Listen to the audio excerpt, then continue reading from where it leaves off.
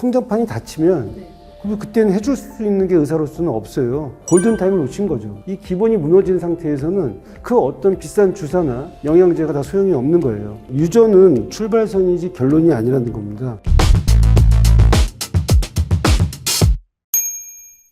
여러분, 대한민국 부모님들의 최대 고민, 사실 이 성적보다도 더 예민하고 가슴 졸이게 만드는 게 바로 우리 아이의 키입니다. 아, 우리 아이가 학교 가면 맨 앞자리에 서진 않을까, 그리고 뒤늦게라도 크긴 클까 걱정도 되고요. 뭐 주변에서는 키 관련해서 말이 참 많아요. 키는 유전이다. 잠만 잘 자면 키가 큰다. 뭐 이런 말들이 정말 많은데 어떤 걸 믿고 어떤 걸 흘려들어야 될지 사실 혼란스럽거든요. 그래서 준비했습니다. 저희가 5월 어린이날을 맞아서 우리 부모님들의 궁금증을 속 시원하게 풀어드리기 위해서 우리 아이 키 성장의 모든 것 낱낱이 파헤쳐 보도록 하겠습니다. 키는 유전이라고 하잖아요.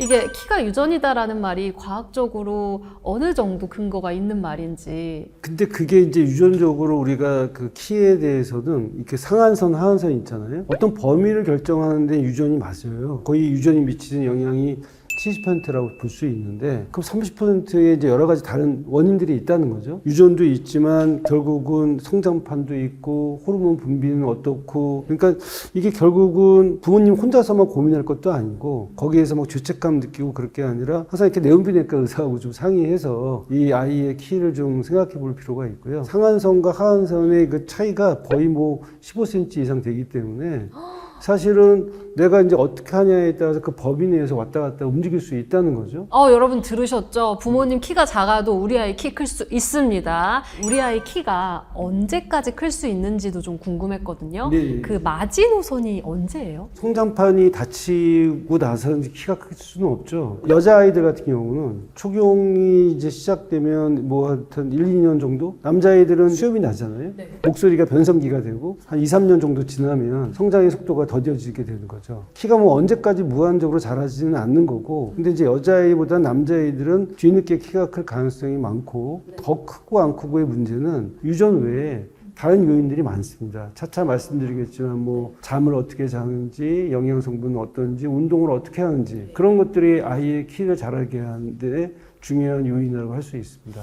네, 지금 굉장히 핵심적인 이야기를 해주셨는데, 뭐 다른 것보다도 이 잠재력을 끌어줄 수 있는 환경을 부모가 만들어주는 게 가장 중요할 것 같습니다. 그럼 어떤 걸 보고 어떤 기준으로 판단하는 게 좋을까요? 이제 아이가 얼마만큼 클 거다라는 예상 키 그 수치가 있거든요. 범위가 좀 크긴 큽니다만 그래도 대충 우리가 이제 최종 키가 얼마만큼 자라는지를 예측하는 공식이 있어요.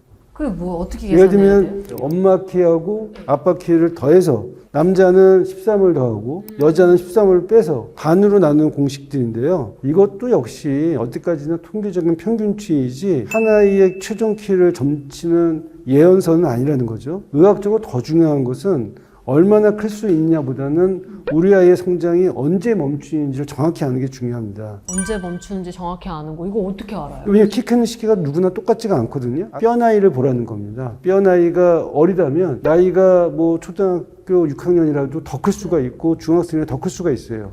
아이의 성장 곡선이 있는데 1년에 몇 cm 자라는 그런 곡선이고요.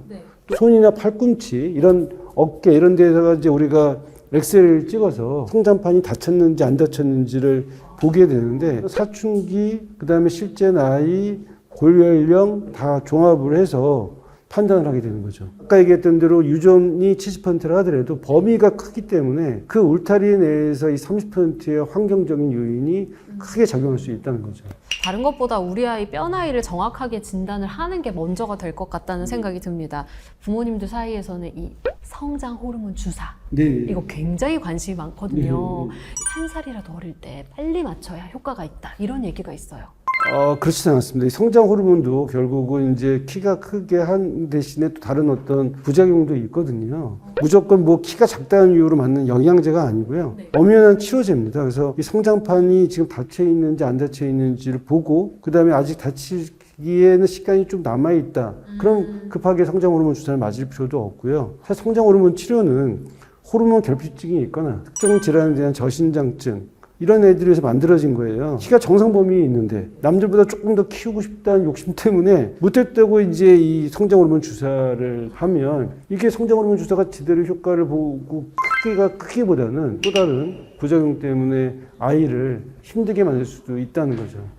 부모의 조급함에서 오는 욕심이네요. 교수님, 그러면 성장 호르몬 주사 맞히기 가장 좋은 골든타임이라는 게 있어요? 골든타임이 있습니다. 뭐 부모님들이 뭐 내가 작으니까 우리 아이도 무조건 작을 것이다 생각하고서 막 검사도 하지 않고 주사부터 막 놔달라는 분들이 많이 있는데 이런 접근은 정말 위험합니다. 성장 호르몬 주사가 비싸거든요. 근데 이걸 갖다가 비용은 비용대로 쓰고요. 결과는 기대에 못 미치고 실망만 커지는 경우도 많고요. 성장판이 다치면 그때는 해줄 수 있는 게 의사로서는 없어요. 골든타임을 놓친 거죠. 성장 호르몬 치료 효과가 가장 극대화된 시간은 성장판이 충분히 열려있는 사춘기 이전이에요. 예를 들면 초등학교 저학년이나 사춘기 전후 시기에 키를 계속 재봐가지고 1년에 4cm도 안 자라는 것 같다. 두 번째는 다른 아이들의 키 격차가 점점 벌어지는 게 눈에 보인다. 키는 안 크는데 막 수염이 나려고 하는 것 같아. 이러면 이건 또 문제가 되거든요. 이런 세 가지 신호를 계속 관찰을 하려면 아이를 갖다가 자세히 늘 곁에서 보면서 그 신호가 바로 지금 이 성장 호르몬 주사를 판단하는 골든타임이라고 할 수 있고요. 키 성장을 좀 잘할 수 있게 도와줄 수 있는 환경 조성 어떻게 하면 좋을지 조언을 좀 해주세요. 너무 뻔한 소리라서 그냥 픽 웃을지 모르겠지만 이제 수면, 운동, 영양 세 가지거든요. 이 기본이 무너진 상태에서는 그 어떤 비싼 주사나 영양제가 다 소용이 없는 거예요. 수면부터 얘기하면 가장 중요합니다. 왜냐하면 수면을 하고 나서 멜라토닌 호르몬이 나오고 한두 시간 있다가 성장 호르몬이 나오거든요. 성장 호르몬은 깊은 잠을 잤을 때 나오고요. 멜라토닌도 1등급 멜라토닌이 있거든요. 11시에서 1시 나오는 멜라토닌이 제일 좋은 멜라토닌이에요. 그래서 만약에 잠을 줄일 수밖에 없다면 그래도 11시에서 1시 사이에 꼭 재워라. 두 번째는 운동입니다. 왜냐하면 운동을 하게 되면 뼈를 자극해서 키가 클 수 있거든요. 그래서 적절한 운동을 하면 이 성장 호르몬이 나오고 이 성장 호르몬이라는 게 그냥 우리가 성장 호르몬 주사를 맞는 것보다 뇌하 수체에는 우리가 근육 운동과 유산소 운동을 하면 뇌하 수체에서 성장 호르몬이 나와요. 호르몬이라는 게 그렇습니다. 비타민은 내가 만들 수 없기 때문에 섭취하고 주사를 맞는데 호르몬은 내가 만들어낼 수가 있어요. 마지막으로 이제 스트레스하고 영양을 같이 얘기할게요. 단백질, 칼슘, 비타민 D 요 세 가지가 중요하거든요. 요런 세 가지가 포함된 이 영양적인 식단 이런 것들이 이 성장 호르몬을 제대로 할 수 있는 세 가지 중요한 핵심 요소라고 할 수 있고 스트레스 있지 않습니까? 스트레스를 받으면 성장 호르몬이 줄어듭니다. 애들한테 이렇게 스트레스 주고 그러면 성장 호르몬을 주지는 못할 망정 성장 호르몬을 뺏어가는 거거든요. 그래서 그런 어떤 이 네 가지의 핵심 요소를 잘 관리하는 게 중요할 것 같습니다. 키와 관련된 소문들이 정말 많아요. 이거 먹으면 키 큰다더라. 그 농구를 하면 키가 큰다더라. 뭐 이런 이야기들이 있거든요. 이게 어떤 게 진실인지 이게 실제로 과학적 근거가 있는 말인지 궁금해요. 운동도 마찬가지예요. 뭐 도움이 된다라고 얘기를 하는데 사실 이제 그게 뭐 뼈를 자극해서 그런다는 얘기도 있지만 저는 그게 뼈를 자극한다기보다는 그런 운동들을 했을 때요. 왜 운동을 많이 하고 나면 피곤하잖아요. 그 수면이 좋아집니다. 수면이 좋아지기 때문에 결국은 이제 키 성장이 되는 거고요. 가벼운 운동을 해서 숙면의 질을 좋게 하는 게 중요하지 관절에 무리하게 운동하는 거는 오히려 성장에 독이 될 수가 있습니다. 자, 그럼 이제 마지막 질문입니다. 우리 아이 키 성장을 위해서 이것만큼은 신경 쓰셔라. 정리 세 가지로 해주신다면 예, 오늘도 제가 세 가지로 정리하겠습니다. 첫째, 유전은 출발선이지 결론이 아니라는 겁니다. 부모의 키가 작다고 해서 처음부터 포기할 필요 없고요. 반대로 부모가 키가 크다고 해서 안심할 일도 아닙니다. 아이가 가진 성장 잠재력을 잘 쓰게 만드는 게 더 중요하고요. 둘째, 아이들한테 좀 스트레스 좀 줄여주세요. 이게 성장은 수면, 운동, 영양인데 이 기본이 흔들리면 아무리 비싼 치료를 해도 밑빠진 독에 물 붓기거든요. 아이가 마음 편히 먹고 즐겁게 뛰놀고 깊게 잠들고 그게 바로 이제 천연의 성장 호르몬이 되는 거죠. 셋째는 평가가 중요합니다. 아이가 성장판이 다치기 전에, 늦기 전에 평가를 받는 거죠.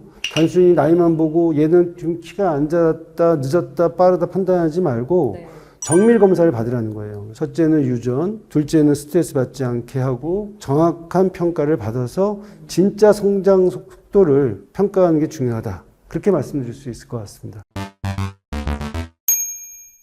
저 오늘 교수님 이거 방송에서 말씀드리고 싶은데 저 이거 선물 주셨잖아요. 예, 예. 네, 이거 뭐 새로 책이 나온 것 같은데 이거는 이번 책은 좀 달력같이 너무 예쁘게 나왔어요. 예, 예. 저 이거 열어봐도 될까요? 예, 예. 그래서 아까도 얘기했지만 아이들 성장 호르몬도 마찬가지고 모든 호르몬이라는 게 우리가 그날 하루에 내가 관리해야 될 호르몬과 그 호르몬의 실천법, 마사지 뭐 이렇게 해서 이제 음식 이렇게 나와 있는 책인데요. 하루아침에 만들어지는 게 아니고 매일매일 조금씩 그 호르몬을 생각하면서 관리하면 건강한 신체와 그리고 또 몸과 마음을 만들 수 있다. 뭐 그런 취지로 해서 펴낸 책이니까 잘 활용하시면 도움이 될 것 같습니다. 알겠습니다. 교수님 저도 열심히 실천해 보도록 예, 하겠습니다. 예. 네. 자, 부모님 여러분, 아이 키 때문에 너무 조급해하지 마시고요. 막연한 불안보다는 정확한 정보로 우리 아이의 키 성장 아주 좋은 타이밍을 잘 잡아주시면 좋을 것 같다는 생각이 들었습니다.